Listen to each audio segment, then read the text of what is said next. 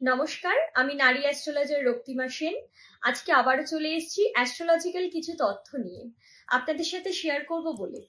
আপনারা এই ভিডিওগুলো অ্যাস্ট্রো কনফার্ম উইথ রক্তিমা এই নামের ইউটিউব চ্যানেলে এবং এই নামের ফেসবুক পেজে দেখতে পারেন। আমরা প্রথম দিন যেই সিরিজটা শুরু করেছিলাম সান সিরিজ, সেই সিরিজেরই আজকে সেকেন্ড ডে। আজকে আমরা কথা বলবো জুপিটারের সেকেন্ডে যদি সান থাকে তাহলে আমরা কি করে বুঝবো যে আমাদের জুপিটারের সেকেন্ডে সান আছে কিনা। প্রথমেই স্বাস্থ্য সম্পর্কিত কিছু ইন্ডিকেশন আমি আপনাদের বলে দিচ্ছি।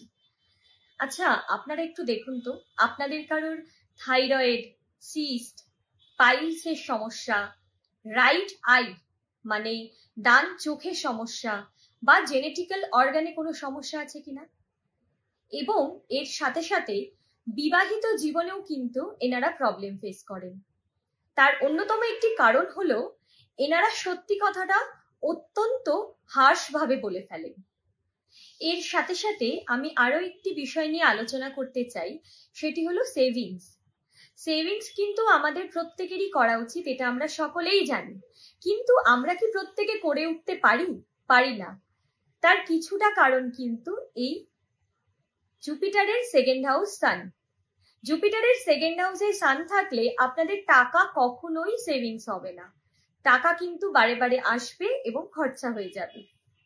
এবং এর সাথে যাদের জুপিটারের সেকেন্ড হাউসে সান রয়েছে তাদের কিন্তু বাবার সাথে মতের অমিল একটা সবসময় থেকে যাবে, বাবার সাথে মতবিরোধ কিন্তু সবসময়তেই থাকবে। তাই এই অসুবিধাগুলোর সমাধানের জন্য আপনাদের কি করতে হবে, রেমেডি করতে হবে।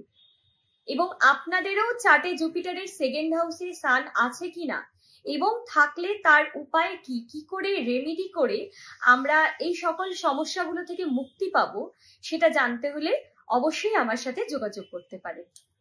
ধন্যবাদ, নমস্কার।